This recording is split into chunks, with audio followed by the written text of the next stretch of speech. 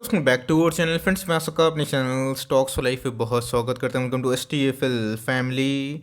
DFL में बस होता है कि शाम को हमारी एक वीडियो आती है स्टॉक फटाफट या न्यूज़ फटाफट, जहां पे वीडियो एक चर्चा ने कौन स्टॉक में क्या न्यूज़ आ रही है और क्या बेस्ट बैंग लेवल इमर्ज हो रहा है। जी हाँ दोस्तों, अभी के टाइम में रशिया का एक बहुत बड़ा प्लान सामने निकल के आ रहा है और एक स्टॉक ने गैस 490 के आसपास डिविडेंड मेगा अनाउंस की है। तो फटाफट डिस्कस करते हैं, उसके बाद बेस्ट रणनीति क्या होगी इसी वीडियो में बताने की कोशिश करूंगा। चैनल फर्स्ट टाइम होंगे सब्सक्राइब कर सकते हैं इस तरह की क्वालिटी कंटेंट को सबसे पहले एक्सेस करने के लिए। Now without dealing any for time, let's begin.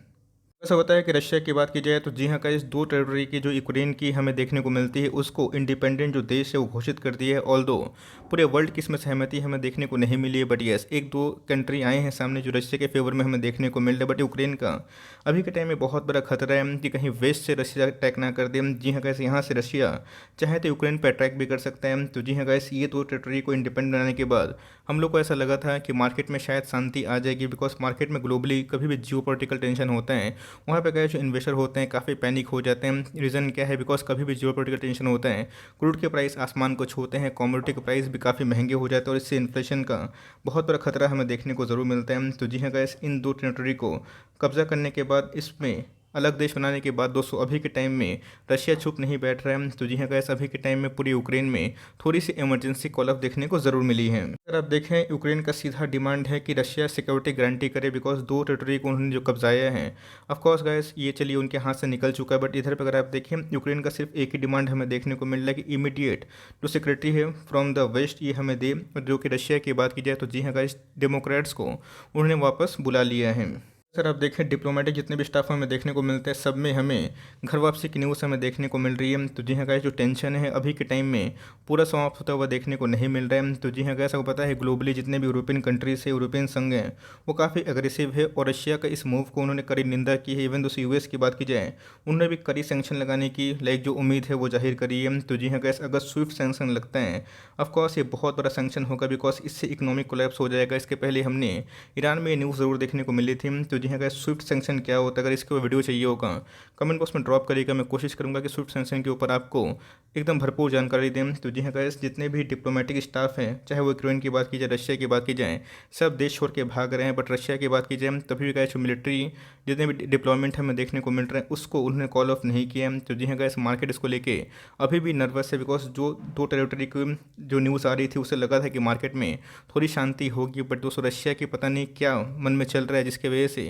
पूरे मार्केट में नर्वसनेस पूरा क्लियरली विजिबल है। अगर आप देखें तो जी हाँ गाइस, डो जोन्स भी अभी लाल में ही खुलता हुआ दिखाई पड़ा और दोस्तों हमारा जो वायदा बाजार है वो अभी के टाइम में नेगेटिव क्लोजिंग दिखा रही है। तो जी हाँ गाइस, 17,000 का लेवल टूटता है। तो जी हाँ गाइस, अपने आप में ही एक चिंता का विषय है, बिकॉज निफ्टी को 16,600 के आसपास ही एक सपोर्ट मिलने के चांसेस दिखाई ज़रूर पड़ जाते हैं। ये बात बोलूँगा गैस, यहाँ पैनिक की आवश्यकता नहीं है, ये हर साल होता रहता है। 3-4 साल 5 साल में कभी ना कभी जियो पोलिटिकल टेंशन हमें देखने को ज़रूर मिल जाता है। तो जी हाँ गैस, इससे मार्केट छोड़ के भागिए मत, उल्टा आपके पास पैसे हैं तो क्वालिटी स्टॉक को बाई ऑन डिप्स करे, एक एक स्टॉक लेके, बिकॉज लॉन्ग टर्म तक ऐसे ये सब लफड़ा चलेगा नहीं। बट यस, मार्केट में टेंशन होता है। तो जी हाँ गैस, पूरे ग्लोबल जो इंडाइसेस हैं उसका रंग काफ़ी लाल देखने को ज़रूर मिल जाता है। चलिए, जो अपडेट आ रही थी ग्लोबली मैंने अपडेट कर दी, बट अभी के टाइम में सनोफी एक बहुत ही अच्छी फार्मा की कंपनी हमें दिखाई पड़ती है। इन्होंने गैस अपने AGM में अपने Q3 के नंबर्स पेश के नंबर्स की बात की जाए उसमें ऐसा कोई दम हमें देखने को नहीं मिल रहा है। क्वार्टरली और वीकली, मतलब क्वार्टरली की बात की जाए, ईयरली की बात की जाए, उसमें हमें थोड़ी सी गिरावट देखने को ज़रूर मिली है। बट दोस्तों स्टॉक ने अगर आप देखें तो बहुत ही बड़ा डिविडेंड अनाउंस किया, जहाँ पे फाइनल प्लस स्पेशल दोनों को दोस्तों अगर आप कैलकुलेट करें ये बहुत बड़ा डिविडेंड निकल के आ जाता है। तो जी हाँ गाइस, फाइनल डिविडेंड की बात की जाए तो 181 के आसपास निकल के आ रहा है और स्पेशल की बात की जाए 309 पर शेयर हमें देखने को मिल रहा है। दोनों को अगर आप कैलकुलेट करें तो 490 का जो भाव है वो देखने को ज़रूर मिल रहा है। तो जी हाँ गाइस, ये अपने आप में ही बहुत बड़ा डिविडेंड है और इसको लेने के चक्कर में बहुत ऐसे निवेशक है जो एंट्री करने का सोच सकते हैं। बात कीजिए सनोफी, ऐसे क्वालिटी वाइज स्टॉक कोई भी खराब स्टॉक नहीं है। आज के कारोबार की बात कीजिए तो आज हमें 2% का इंटरडे अप लगता हुआ देखने को ज़रूर मिला है। बात कीजिए सनोफी इंडिया की तो जी हाँ गाइस, हुआ तो लॉन्ग पीरियड टाइम इसने अच्छे खासे पैसे बनाए, बट मेरे हिसाब से सिर्फ डिविडेंड के चक्कर में जाना सही नहीं होगा। एक्सिट के बाद वो उसी प्राइस में एडजस्ट होता हुआ देखने को ज़रूर मिल जाता है। तब के पास हैं, होल्ड करिए। अगर आप निवेश करना चाहते हैं तो मेक श्योर गाइस, अगर आपकी होल्डिंग कैपेसिटी काफ़ी लंबी होगी इन्वेस्टमेंट पर्पज से तो ही निवेश करिएगा। अदरवाइज डिविडेंड के एक्सटेट देने जाने के बाद हमें उसी हिसाब से प्राइस करेक्शन भी देखने को मिल जाता है। तो क्वालिटी वाइज कंपनी में कोई खराबी नहीं है, फॉर लॉन्ग टर्म होल्ड कर सकते हैं। बट फ्रेश एंट्री की बात की जाए मुझे लगता है कि मार्केट सेंटिमेंट को मद्देनजर रखते हुए थोड़ा सा वेट एंड वॉच आप कर सकते हैं। बात की जाए वर्लपूल में, जी हाँ गाइस, आज के दिन में अच्छी खासी एकोमोडेशन हमें देखने को मिल रही है। बट यस, वर्लपूल का शेयर हमें 1 साल लो के आसपास देखने को ज़रूर मिला है। मैं के बाद बोलना चाहूँगा कंपनी की बात की जाए तो फंडामेंटली कोई खराबी हमें देखने को नहीं मिल रही है। बहुत सारे स्टॉक्स चाहे वो आईजीएल की बात की जाए, एसबीआई कार्ड्स की बात की जाए, एचडीएफसी एएमसी की बात की जाए, निप्पॉन इंडिया की बात की जाए, सब अपने 1 साल के लो पे हमें देखने को मिल रहा है। बिकॉज़ एक तो स्टॉक में ऐसा कोई मूवमेंट नहीं थी और नेगेटिव न्यूज़ आती है तो जी हाँ गाइस, इसमें हमें अच्छी खासी करेक्शन देखने को ज़रूर मिल सकती है। वैसे अगर आप देखें तो ऑलमोस्ट 89% के आसपास एक्युमुलेशन हमें वर्लपूल में देखने को मिला है। तो मेरे हिसाब से गाइस मेरी कमेंट्री साफ है, कम से कम आपको समर तक इसको होल्ड एंड कंटिन्यू करके रखना चाहिए। अगर आप लॉस बुक करना चाहते हैं तो मर्जी है आपकी, एलोकेशन आप सही करते हैं। ऑफकोर्स सारे के सारे स्टॉक्स हमें गिरते हुए देखने को मिले हैं। मिड कैप और स्मॉल कैप में तो गजब की गिरावट हमें देखने को मिली, बट मेरे हिसाब से एक बार डिमांड इमर्ज होगा, इनके एसी सेल्स बिक्री अगर ठीक ठाक होंगे तो जी हाँ गाइस, उसमें हमें हरियाली शायद आने वाले कल में देखने को मिल सकते हैं। बट मुझे लगता है कि 2 क्वार्टर कम से कम आपको आराम से चुपचाप इसको लेके बैठे रहना चाहिए अगर आप लॉन्ग टर्म इन्वेस्टर है तो। बात की जाए बजाज फाइनेंस की तो इसने आज हमें 7,000 के लेवल के आसपास इंटरडे करता हुआ दिखाया है। बट मेरे हिसाब से टेक्निकल चार्ट पैटर्न में बात की जाए थोड़ी सी वीकनेस बनी रह सकती है। इस कहाँ जाके टूटेगी किसी को पता नहीं, बट मैं एक बात बोल सकता हूँ, निफ्टी गए जब ऑल टाइम हाई लगाएगी, जब निफ्टी में 18,000 18,519 से अगर रिकवरी जब हमें देखने को मिलेगी, यही सब स्टॉक होंगे जो आपको अच्छे खासे भाव पर देखते हुए जरूर मिलेंगे। तो जी हाँ गाइस, ये सब एक लॉन्ग टर्म का जेम स्टॉक है। 20 साल पहले 3 रुपये का स्टॉक था और उसने जितने इतने पैसे बना के दिए तो रिजल्ट भी बहुत ही काबिल तारीफ थे। Q3 के नंबर्स आपको बताने की आवश्यकता नहीं है। फर्स्ट टाइम इसने 2,000 करोड़ के आसपास के प्रॉफिट को टच किया था। तो मेरे हिसाब से गाइस 300 के गैप पे आप चाहें तो इक्का दुक्का स्टॉक लेके फॉर लॉन्ग टर्म धीरे धीरे अपने पोर्टफोलियो को बिल्ड करने के लिए इन सब स्टॉक्स में निवेश कर सकते हैं। बात की जाए ऑटो इंडस्ट्री की टॉप क्लास कंपनी है मिंडा इंडस्ट्रीज लिमिटेड। जी हाँ गाइस, इसमें भी हमें थोड़ी सी गिरावट देखने को मिल रही है। आज के कारोबार की बात की तो आज हमें 3% का इंटरडे लो लगता हुआ देखने को जरूर मिला है। नहीं कोई खराब नहीं है गाइस, ये हो गए। बात की जाए मदरसन सुमी हो गए, सारे के सारे टॉप क्लास कंपनी हमें निकल के आते हैं। बट जब 1000 के प्राइस था उस समय मैंने बताया था कि थोड़ा सा इसको अवॉइड करें। तभी के टाइम में गाइस ये अपने बाइंग जोन पे देखने को मिल रही है। 900 से लेकर 920 के आसपास कहीं मिलते हैं तो बाई ऑन डिप्स कर सकते हैं अगर आपको ऑटो इंडस्ट्री में निवेश करना है। बिकॉज पिछले कुछ समय से इसने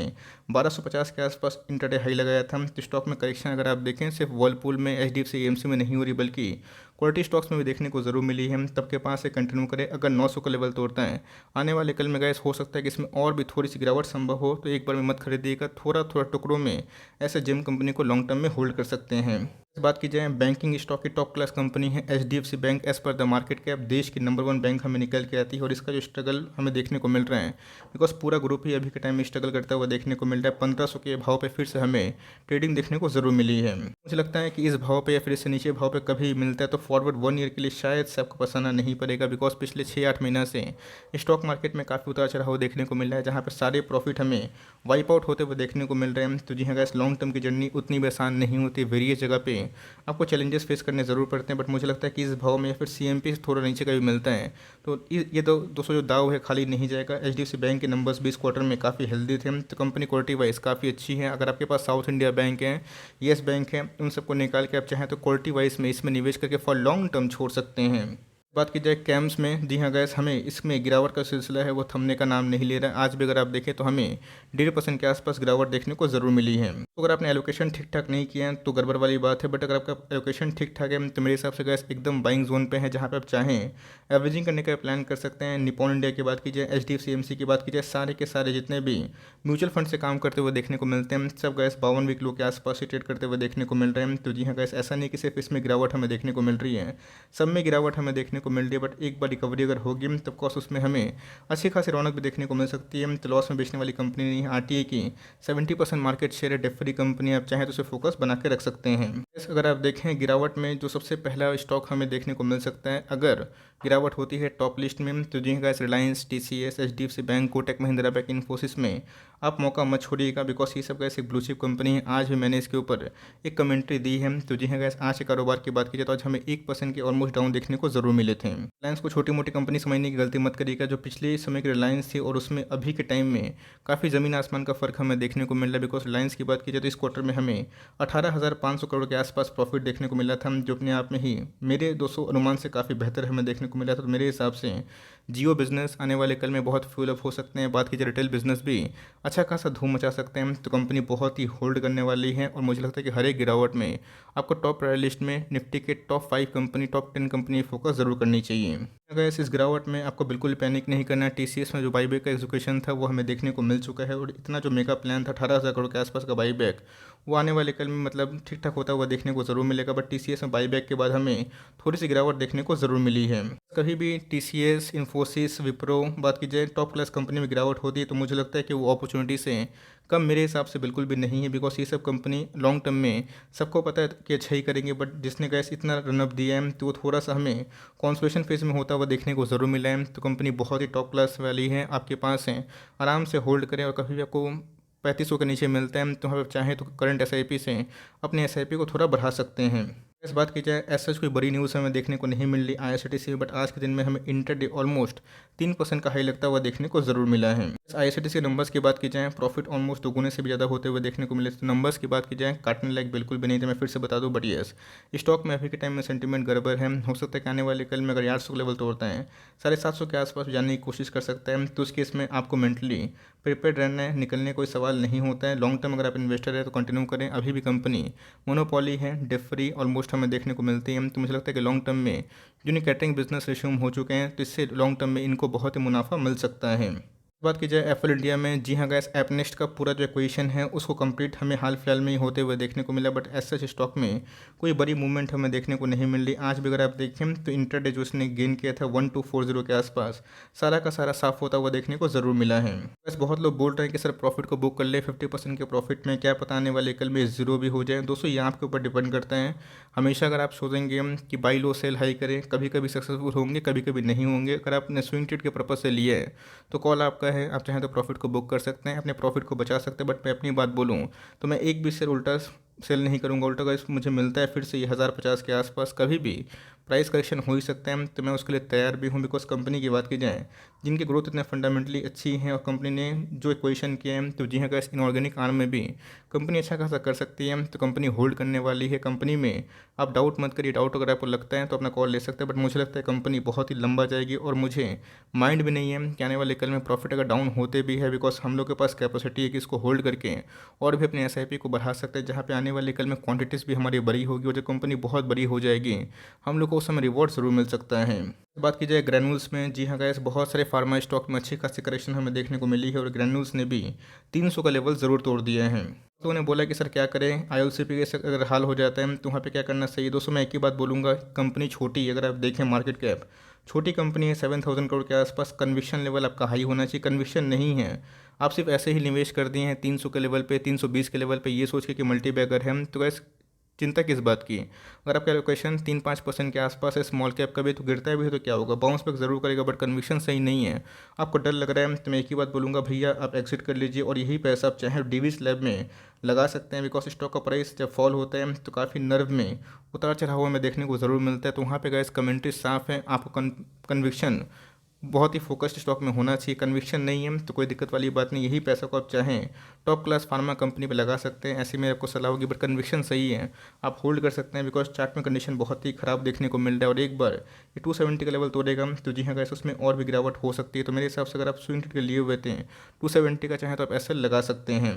बात की जाए सीडीएसएल की तो जी हाँ गैस इसमें भी ऐसा कोई बड़ी उछाल हमें देखने को नहीं मिल रही। आज भी अगर आप देखें तो फ्लैट ट्रेड करता हुआ देखने को ज़रूर मिला है। मेरे हिसाब से सीडीएसएल में एक अपॉर्चुनिटी हो सकती है। बिकॉज सीडीएसएल का प्राइस अगर आप देखें एज कंपेरिजन तो आईआरसीटीसी आईएक्स ऐसा कोई बड़ी गिरावट हमें देखने को नहीं मिली है। तो जी हाँ गैस इसने अच्छे खासे पैसे बना के दिए और हर एक नेगेटिव न्यूज़ में एक प्रॉफिट बुकिंग हमें देखने को मिल सकती है। तो सीडीएसएल अगर आप 5 ईयर्स के लिए होल्ड कर रहे हैं तो करंट मौजूदा कंडीशन में गिरावट आपके लिए मौका से कम नहीं है। कंपनी फंडामेंटली अच्छी है, टेंशन कोई बात की नहीं है, डेट फ्री कंपनी है और जिस हिसाब से लॉन्ग टर्म में लोग निवेश करते करते आएंगे, एसआईपी बढ़ेगी, नया नया आईपीओ आएगा तो कंपनी अच्छा कर सकती है। निकलना नहीं निकलना दोस्तों आपकी मर्जी के ऊपर डिपेंड करता है। बट मैं इसको आराम से होल्ड करूंगा बिकॉज मुझे इनके फंडामेंटल्स में काफ़ी दम दिखाई ज़रूर पड़ता है। आई होप मेरा एफर्ट आपको अच्छा लगा होगा। वीडियो से लगे हो तो एक लाइक कर दिएगा, चैनल फर्स्ट टाइम होंगे तो यहाँ से सब्सक्राइब करना भूलिएगा। फर्दर कोई डाउट है उसको ज़रूर ड्रॉप कर सकते हैं और कुछ रिव्यू चाहिए उसका भी नाम ड्रॉप करना भूलिएगा। I would love to make a video on your demand. Guys मिलते हैं जल्द ही, तब तक के लिए bye. Thanks for listening friends, God bless you all.